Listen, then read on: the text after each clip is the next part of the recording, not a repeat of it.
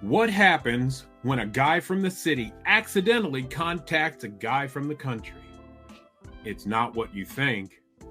They strike up a conversation and same difference is created. JD and Kory talk the whole gamut of life as they each see it through the prism of race.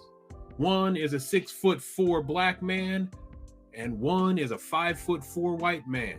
Tune in and find out which is which. Agree or disagree, they will make you think, strike emotional chords, and more. Stick around. You might just learn something. Welcome to Same Difference with your hosts, JD and Kory. We're sharing our stories and how our stories impacted our approach to life. We take our perspectives into having dialogue about real life topics. Good afternoon, everybody. This is Kory May and my good friend, Dr. JD Mass. Good doctor. What's happening? I'm doing all right, Kory. How are you? Hey, I'm lifted up. My Hawkeyes won tonight on a nationally televised game. I'm pleased. Woo! You got it in before I could. I was going to say, you've been wearing that T-shirt for a week now. Well done. Very clever. You are cheeky, my friend.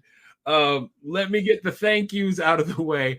I want to thank VPR Radio, Kiana the Goddess, DJFMI, and I'm also thankful for you, Dr. Mass. I'm also thankful for your team. Go ahead and tell them who they are.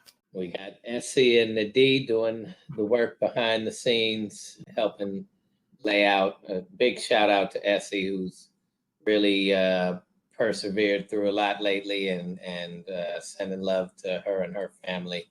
But also just thankful that she's been our rock in putting this together on the back end. So I agree. I am thankful also for our listeners, because without listeners, do we really do a podcast? Right. If a tree falls in the woods and there's no one to hear it, right, did it really happen? It was either the tree or does a bear wipe his ass with a rabbit? Speaking of people who are listening, I believe you have questions, and you gave us a cliffhanger question from the previous episode. Would you remind us all of what that question was so that we can start talking about it? All right. This question again comes from Trey Goodrum. And also want to know how you both felt during the OJ trial, what was going on in your communities the day of and throughout the process, and then the day the verdict came out. So we'll start there. He has other questions, but we'll start with OJ. All right. So the first thing that happens, we have to talk about the murders real briefly. So for those of you who weren't around, OJ Simpson was accused of murdering his ex-wife, Nicole Brown Simpson, and her friend, Ronald Goldman.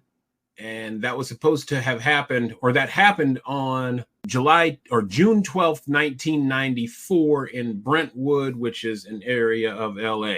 JD, you've been out there in LA. Did you ever make it out to Brentwood? Were you familiar with where that was? Yeah, I'm familiar with where Brentwood is. Brentwood is right next to where UCLA is in Westwood. It's kind of close to Santa Monica and all of that. So it's a very nice part of town, that's for sure. Very nice homes there. I'm familiar. So what we have is a black on white crime of a famous figure, OJ Simpson, who used to play football for the Buffalo Bills, and he was the first player ever to break 2,000 yards in one season. He had also won the Heisman Trophy at USC. He had done a bunch of commercials. He was popular on cinema because of the Naked Gun movies, which were comedies. I loved those movies. They were funny. OJ Simpson was a familiar face. Yes. Based on the commercials. A beloved character. Yeah. Amongst many. Yes. And that beloved character had been beamed into our homes. His image had been carefully cultivated to make him an acceptable black man. And so now all of a sudden there is this interracial violence. Domestic violence. Yeah, interracial domestic violence between alleged domestic violence between a black man and a white woman, culminating in her and her boyfriend's death. Media is all over this. The media is all over it. I still don't know if the pandemic got more coverage than OJ Simpson during that time. I mean, it was all day, every day. It was also considered not only the crime, but the trial was considered the trial of the century, because now you have an affluent black man fighting for his life during a 24-hour media cycle. And if I'm not mistaken, it was the trial itself was televised. I know people that lost their careers by sitting at home watching that shit every day. Absolutely. We get introduced to Judge Lance Ito.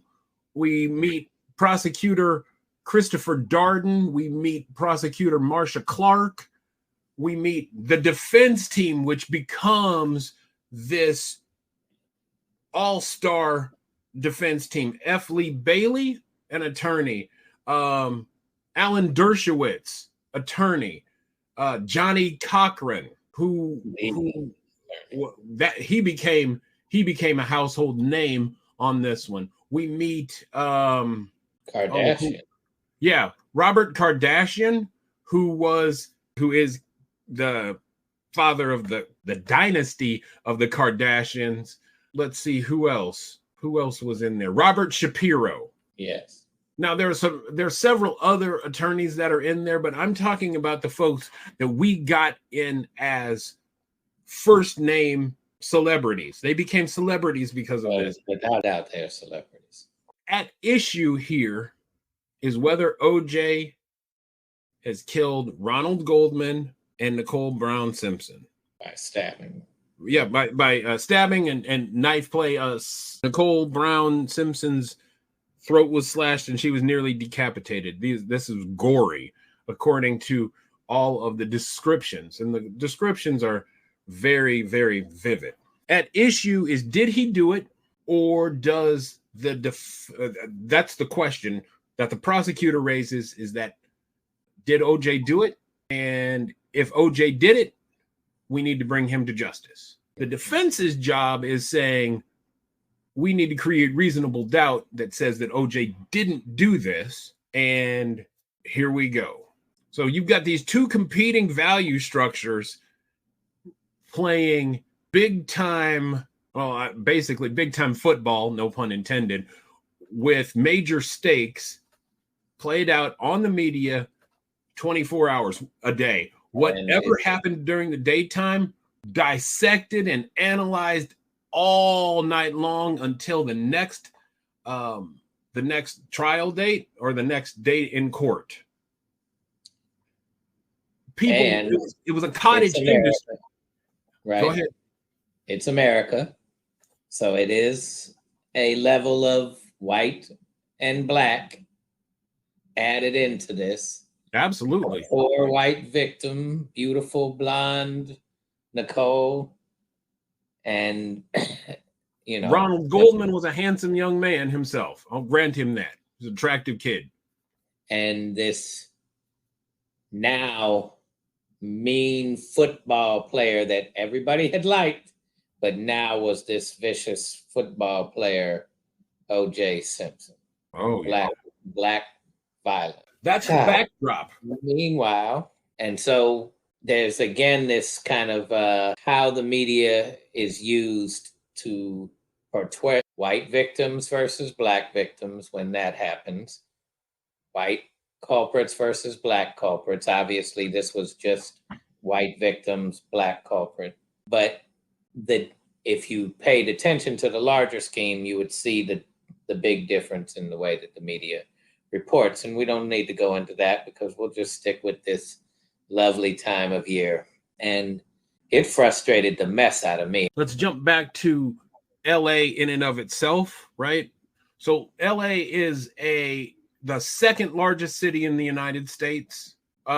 Multi-ethnic demographics, big black population, big white population. It's a giant ethnic mix. And the jury here is majority black, which means that OJ Simpson is going to be judged by a jury of his peers. So now we brought all those stakes together, who he was, who she was, where it happened, what crime was committed. And now this has been moved from the abstract to the concrete, and it's in the hands of the justice system. It's in the hands of the justice system, and there is a majority black jury. What's the expectation? That justice will be served. Right. So let's also paint a picture that a few years prior to this, there was a massive beating, police brutality, caught on tape. Yep. And white police officers beat the crap out of Rodney King and were acquitted. Right. And there was it was clear for all of us to be judge and jury on it to a certain extent. Obviously, we didn't see everything that led up to it, but we certainly saw a man laying on the ground and being beat and them being acquitted. And that led to a riot that led to amongst much other, but an injury to Reginald Denny, I think was his name. Yes, sir. And so this was not very far removed from that. And the reason why I paint that picture is because when you start to hear our stories about who was rooting for OJ, it really wasn't rooting for OJ. It was just kind of rooting for some level of or resemblance of justice in however you define that. So go ahead. So let's answer that as well. So I remember the 4 police officers that beat the stuffing out of Rodney King. Because at the same time we saw the same media coverage, and these are horrific scenes of Rodney King being tased and writhing on the ground in pain, and you see 4 police officers beating him. I remember their names. I remember them. Stacy Coon, Theodore Brasino, I believe Brasino was one of them, Tim Wind, and Rolando Solano. I remember those names, and I watched that in horror. You're making me remember things that bringing this whole thing up is reminding me of that, watching that and saying, at that time, America, you see this beating happening. What steps are we going to take? And I believe this was in 91. I believe that was in 91. Yes, 91. Okay. 92 was when the verdict came out. So 91, we're experiencing this, and what happened in this moment was we were told by the media and the defense attorneys that what we saw, we didn't actually see. That the things that we were seeing on video were not legit. They were justified. I mean, yes, they were justified, right? But what we could see wasn't what we actually saw. Right. but they were justified by him being a threat, even though he was laying on the ground. And they even used the idea. I remember one of our favorite teachers came in, and boy, he sold it good, but he was like, no, the guy was trying to get up. He was trying to, they were threatened by this. No, he was being tasered, and his body has to jerk, and like he's being hit, and then, he's trying to get up and get away. Look, it was all living creatures seek escape from painful stimuli. Yeah. So, given the context of that recently happened, given the context of that being sort of the first time white folks who don't know what goes on in Black communities around policing get a first chance and glimpse at it because of the video, there was definitely, as is still to this day, because we can't figure out how to really repair the harm, there was definite tension around race. And just like today, everybody was tired of race being the topic of an American history until we fix it, though. So that is the context of this, though. Right. Where do we proceed from here? Do we talk about specific things in the trial, or do you want to talk? Okay. Let's talk about what was going on in your community and around people and your family. That's what they want to know. I don't want to relive or give any credence to that. Well, wait. There's two quick things. The prosecution said that he did it. The defense attorneys provided a lot of, first of all, there was a lot of circumstantial and forensic evidence that suggested that OJ did indeed do it.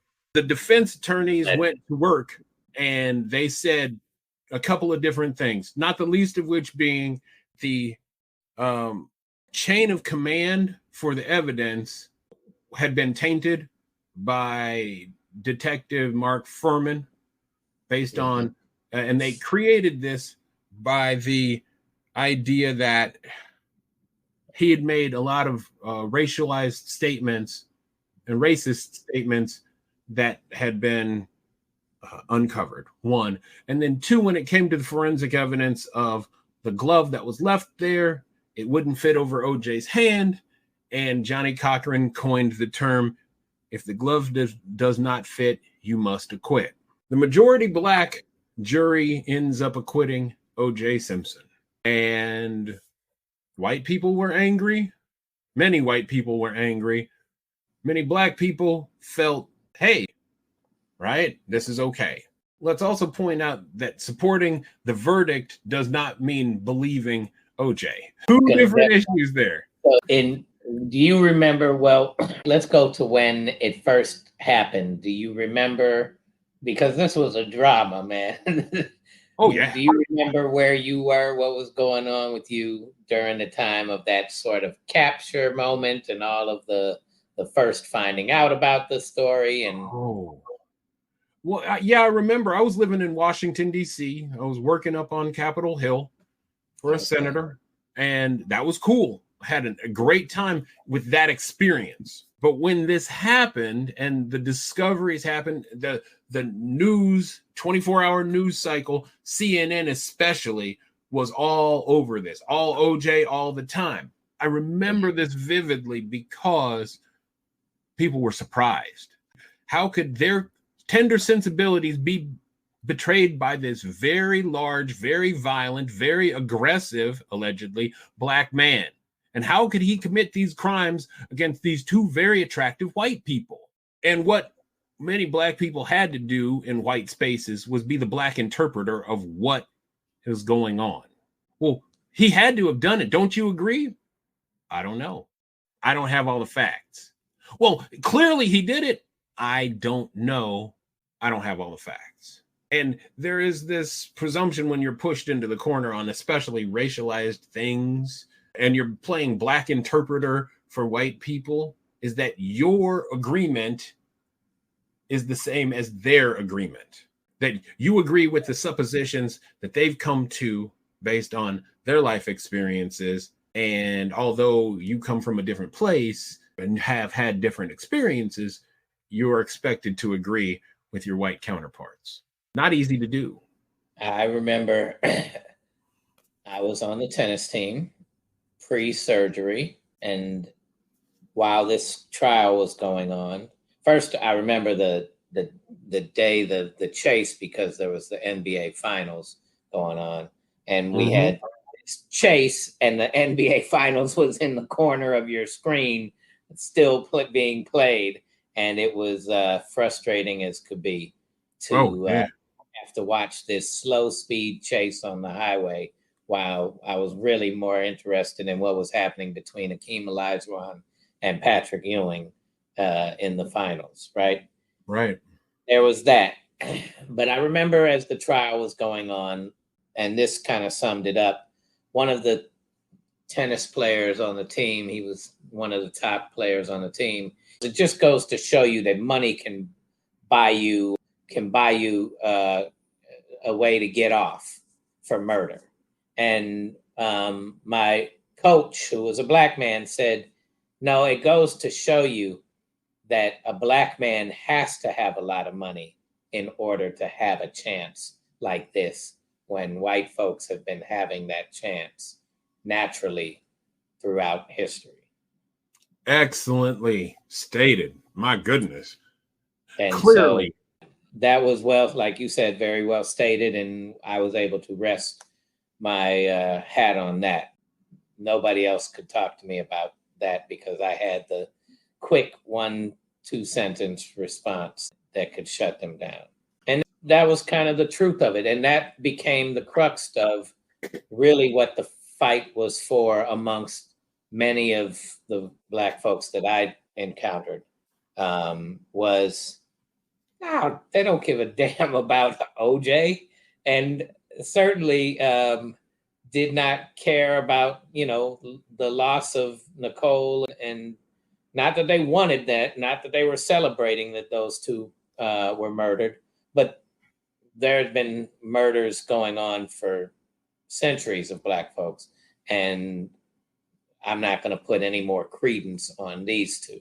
But they were interested in seeing if this black man could pull it off, right? Oh, yeah. And especially given his acceptance and welcoming into the white community for so many years. I mean, OJ, if I'm not mistaken, if he didn't deny it, he damn near denied his blackness at some points, right?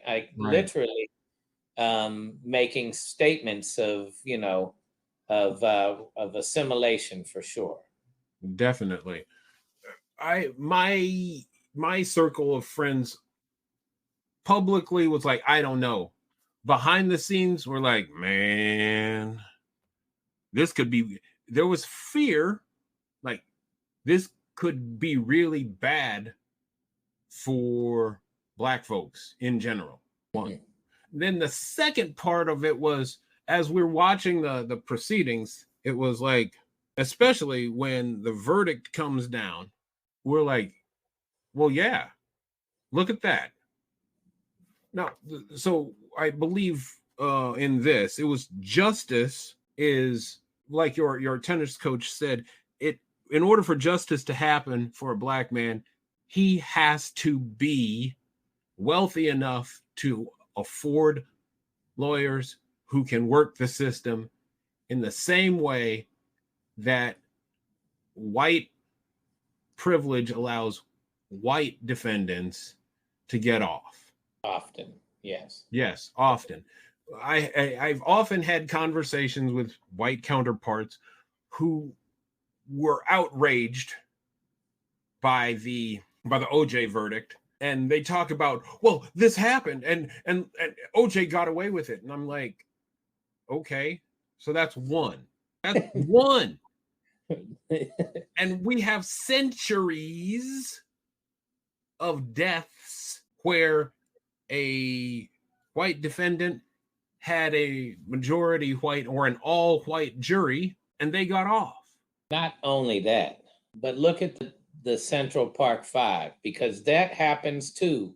more than we would love to admit in this country, where a white woman is raped, and I can't remember, was she murdered, or I know she was No, I believe she was just beaten, not just beaten she was beaten. brutally and raped. Yes. Yes, it was a horrible act of violence towards her.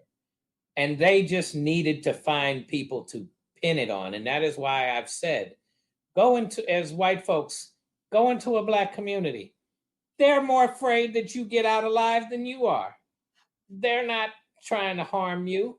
They are like, get your white ass away from us, because all that does is bring trouble. And it doesn't matter who done it and why. All the police are going to do is look for someone they can easily figure out how to convince or put evidence on, or whatever they got to do to, at least in the eyes of the media, to the eyes of the public, say this is what transpired. Right. It's too often. It's way too often to deny that. And so that is the level. It amazes me, because when I was in class at SLU when the verdict happened. And when I tell you the difference between the three people that were happy with the verdict and high-fiving each other, and the rest of the class who was deflated and upset as if they had been harmed and Nicole was part of their family, and like, it was ridiculous. And to have that ability to power to define, to determine that Black folks were happy because this Black man got away with murdering these white folks. No, that is not it. They were just happy to see the system finally give a privileged position to this Black man, and just see the difference that the white folks could feel what they have felt on so many numerous occasions, that it Right. was so normalized that white folks felt like this was harmful. And that this was a travesty of justice. And Thank you. despite the fact that it was done, well, we need to retry him. We need to take him back to court. We need to do all these things to punish him because we know he did it. Okay. But the jury said differently. And if we are indeed this law-abiding country that we are supposed to be, then verdict's final. As we are often told, you're going to have to get over it, and that it's done. We can't do anything more. And their families got paid in a civil suit. And I don't know if it went to trial civilly, or it was just ended up being, I can't remember if it was $33.5 million against OJ. And so OJ leaves California and goes to Florida, where Florida says that he can have homes and he can maintain his property there, and it's shielded from everything where it could have been taken in California. But I just remember my mother being so disgusted that they got rewarded a civil suit for millions upon millions of dollars, when again, they didn't bring a lot of value to our society at all. And Black folks get murdered on such a high occasion and do not get any kind of, even from the police, do not get any kind of valuation of similar value, if any valuation at all is given in some type of civil setting. It is frustrating for me to see my people want things to just go away. And then when one of us becomes a victim, we are so shattered by this and need justice. And it's so disgusting. And it's somebody else. And, I was watching, this is kind of a curveball, but I've watched Joe Rogan clips from time to time, and I try to like Joe Rogan because I think that he searches for truth in many settings. But when he starts to talk, and he had that oh God, creep Peterson, what's his first name? The psychologist or yeah. and they were, and he's had him on, but Joe Rogan has said this several times, where the only reason it's about white or black is because we make it about white or black. We're all humans. No, dude, you cannot get away with that as a white man, saying that we need to stop making it about white and black and then it'll go away. No. Jordan Peterson, that's right. Jordan Peterson. Repair the harm, and then we can stop making it about white or black.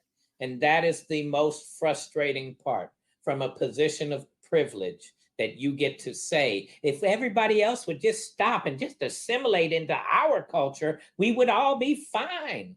And that part drives me nuts. And that is what, to me, was shining through in the OJ thing, and why it wasn't that black folks were happy that Nicole and he got murdered and OJ got away with it. It was that essence of privilege that we find so normalized, that this was such a traumatic thing to happen. That was what became the sort of celebratory part, because it was just like, we finally got one. And it Agreed. took the most assimilated man possible to get it. A couple of things pop into my mind about that. When Rogan talks about stop making it about race and it'll just go away, it shines a light that on some level he is aware that there is a power structure that needs dismantling, but he's not committed to doing the work of dismantling it. It's going to leave the work to somebody else to do, which means I'm going to leave the dismantling or the assimilation to the people of color to do that work, as opposed to saying, I'm a person of privilege. And if we really want to have a society where race isn't at the heart of virtually everything, or there is not a racial component to everything, whether it's an active or passive role, I have a role in that. And Rogan isn't doing that work. Neither is Jordan Peterson. Yeah, Jordan Peterson's low bottom scum, but that's my humble opinion and does not represent the same difference or VPR point of view. Just my humble opinion. So when people are going crazy over OJ, we heard a whole lot of hurt feelings, as though this was personally done to them. Yeah. As though OJ had gone into their house. OJ had committed this crime against them, or a relative. Even as if Kory May is now a threat to be able to do that to me and get away with it because OJ did. Right. That was the depth of it to me. Right. You're not wrong. As if any black man can now just, there's doors are open and black folks can come and cause us harm. That was the siren that went off. And here's the funny thing, that most of us black men at that age, 30 years ago, almost 30 years ago, we knew damn well we couldn't get away with even thinking too deeply about that, because the suspicion, we'd already seen suspicions laid upon us where we were suspected of something, or even accused of something, and the police would turn out in force. Remember in Boston, Susan Smith had her children in the minivan, and she said that her car had gotten carjacked, and she drove, and the car was driven into a body of water, I want to say the Boston River, and her children died. She says that it was black men that did it, and Boston PD rousted all kinds of black men for this, until detectives were like, wait a second, this doesn't add up. This doesn't add up. This doesn't add up. And by the time Susan Smith confesses and recants that testimony, they've already done damage to those black men and to the black community. And you can't get that back. You can't get that back. How do you rebuild trust in a situation like that when you violated the trust, when you would have people who were literally saying, I have an alibi, I didn't do this, why are you taking me away? Right. And now you've got this heightened, these are, you can start to see the seeds of the Black Lives Matter movement in this moment, because we know the value of white lives according to white society. We know what they are. What a terrible person you have to be to lock kids in a minivan and drive them into a body of water so that those poor innocent little lambs drown, and it's alleged to be a black man. He is an absolute bottom dweller of society. He's a beast. He's an animal. He must be punished. And so now the police, charged with that, go looking for the criminals, and they use tactics that aren't necessarily cool to find somebody to pin them on, just like what you'd said previously in the episode. And then now all of a sudden you find out that you're wrong. How do you rebuild that chasm? How do you rebuild that relationship, which wasn't great to begin with, but now it's infinitely worse? An apology doesn't get it done. You have to have legitimate conversations that rebuild the trust. And I don't know that work is necessarily being done. Intentional. It has to be intentional Right. work to repair the harm. It just has to be intentional. Apologies are only worth something if you're willing to accept what comes from the backlash of what you have done, as well as continue to try to repair the harm. Right. That is what we're missing. And right. Nicole's family and Goldman's family got more than repaired in monetary compensation right. for their harm.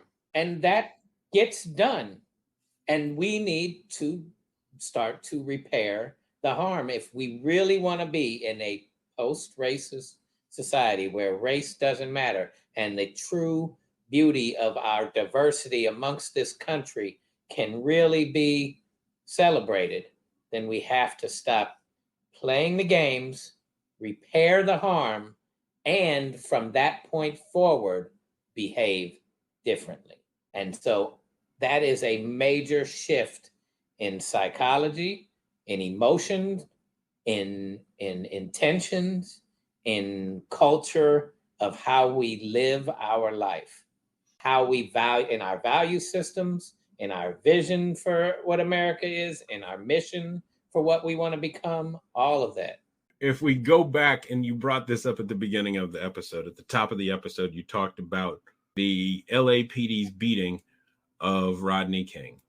I believe there was a comedian, and I don't know who it was. To the people in Orange County, where this was done, if I'm not mistaken, where the verdict and the trial happened. It was like, Orange County, white people, you had one job. You had one job. That's all you had to do. One job was validate that this was wrong. And this is unacceptable. That debasing humanity in this kind of way is simply unacceptable. Crickets.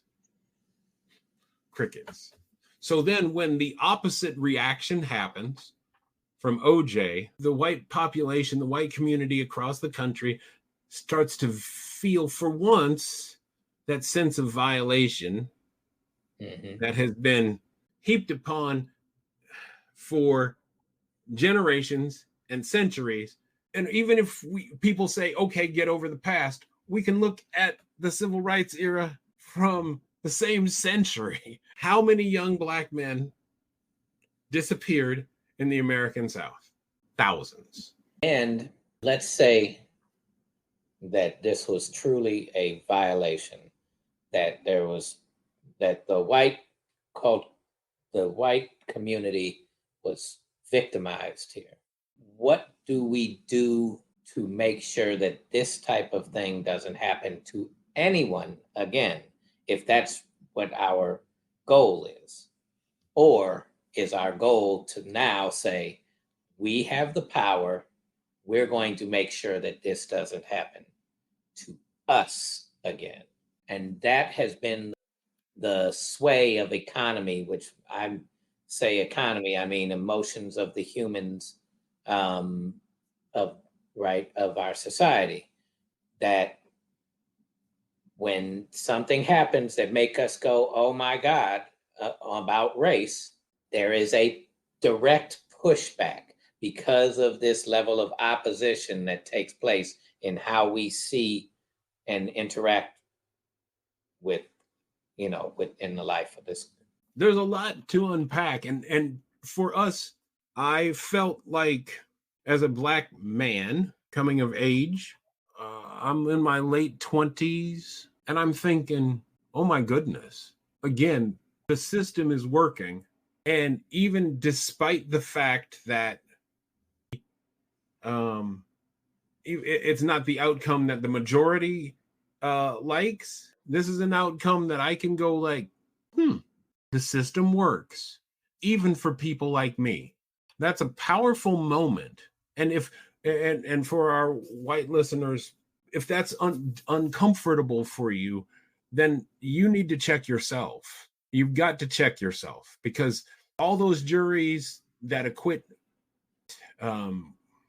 white defendants against the prosecution of crimes, especially murder crimes against Black people, they can't all be correct, right? They all can't be correct. And to have one that goes in the win column for us, I'm scratching my head going, 400 years and we get this one. There's a lot of work that needs to be done. Now, voicing these things as loudly as perhaps we are right now, it's good that it's 30 years.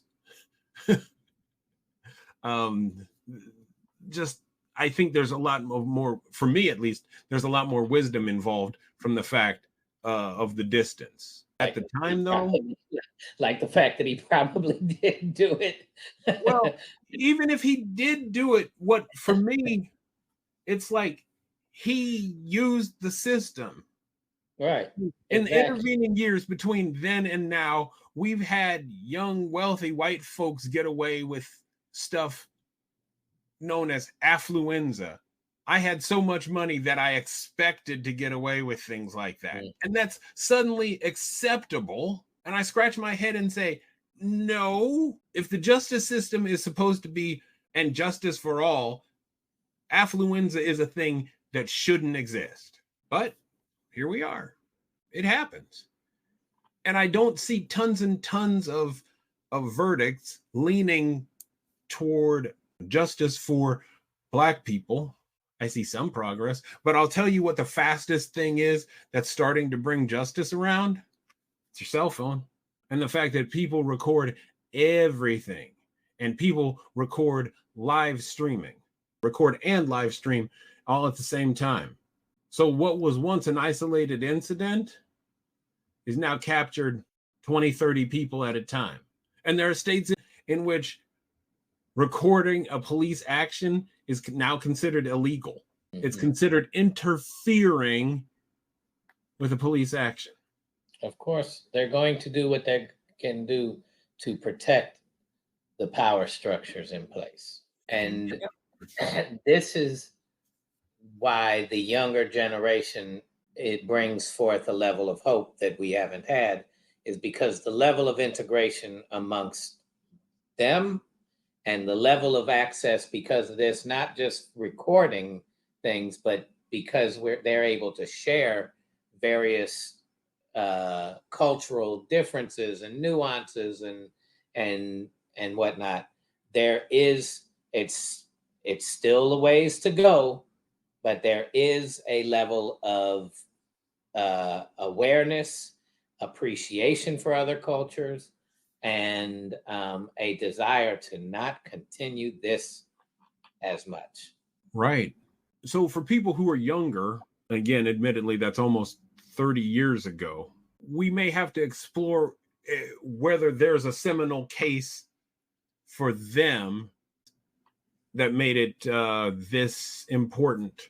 And I don't know whether that's because it was the confluence of, again, celebrity, OJ Simpson, race, Nicole and Ron being white and OJ being black, sex because Nicole was his ex-wife, privilege, Brentwood, and money, assimilation because OJ kind of got away from wanting to repudiate his blackness. I don't know whether there's a similar confluence of those 5 factors. Nothing that I know. Or is it indeed we're seeing more of these on a lower scale because of the omnipresence of our cell phones and the fact that it beams these stories. We can literally find out stories from almost anywhere if we're looking for them via X or TikTok, Facebook, YouTube, whatever stream that folks have. I would be curious as to whether the younger generation has one of those cases. And the fact that you and I can't come up with one. There's a lot more interracial dating since then. It's a much higher, percentage than before.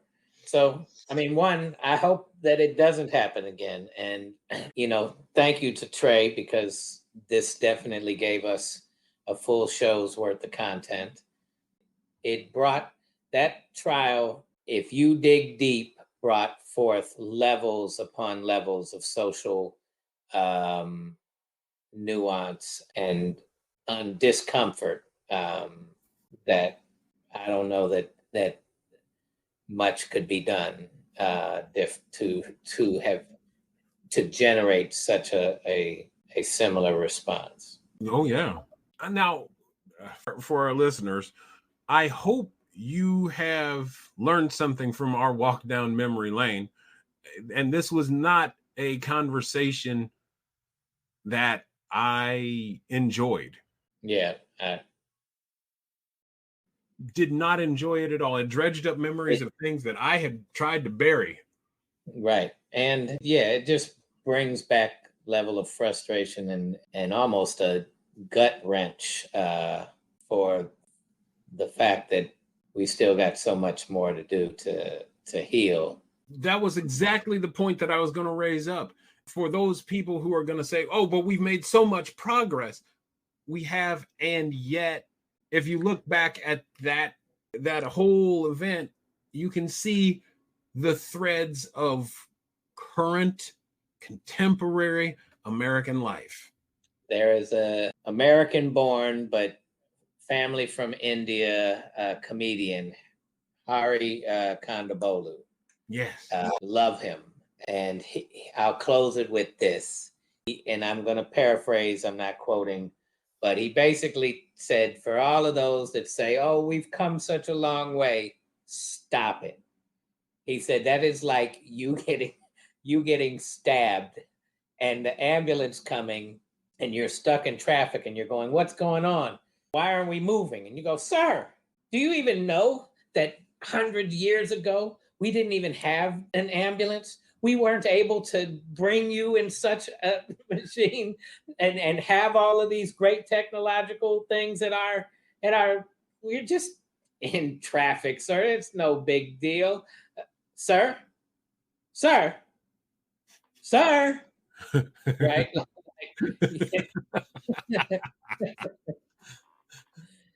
Like, stop with the where we've come from. Better than horrible is not good. Let's just go towards striving to be what we're capable of as humans. And let's do something like that. Not just be better than. Agreed. Well, that wraps up this episode of Same Difference Podcast. Let me tell you where you can get in touch with us. You can check out our website at samedifference.life. JD, where can they reach us? Same Difference Broadcast at gmail.com. And they can follow us on all of our Instagram and TikTok, Facebook, and that can be found through samedifference.life. Thank you, sir. The pleasure is all mine, my friend. Pleasure was an interesting way of saying this one, but it definitely was a good episode to just still bring these topics to the forefront. We're going to continue to be sharing our stories as we remember them relative to these events that have happened in our lifetimes. Continue to join us here, all of our fans, all of our listeners, all of our subscribers. And if you've got somebody that you want to hear what we talk about with, tell them to subscribe to the Same Difference podcast. And Kory, very soon we're going to start talking about Nelly's career jumping up. Now I can't wait. This will be good. All right, everybody. We'll see you next week. Same Difference podcast with Kory May and Dr. JD Mass. Thank you for tuning in to another inspiring episode of Same Difference. We hope this journey through unique connections and diverse perspectives has left you with fresh insights and a broader understanding of the world we share. We're humbled by your support and enthusiasm for the incredible stories and discussions we've shared. And remember, our mission is to foster critical thinking, embrace new perspectives, and spark conversations that bring us closer to an equitable world. So, if you've enjoyed our podcast, please don't forget to subscribe, rate, and review us. Your feedback means the world to us, and it helps us reach even more listeners. And if you have a story to share or a topic you'd like us to explore, don't hesitate to get in touch. We're always looking for new voices and fresh perspectives to feature on Same Difference. Until next time, remember that our shared humanity is our most powerful asset, and by working together, we can bring about positive change. Stay curious, stay compassionate, and keep making a difference. Thank you for being a part of Same Difference. Take care, everyone. See you in the next episode.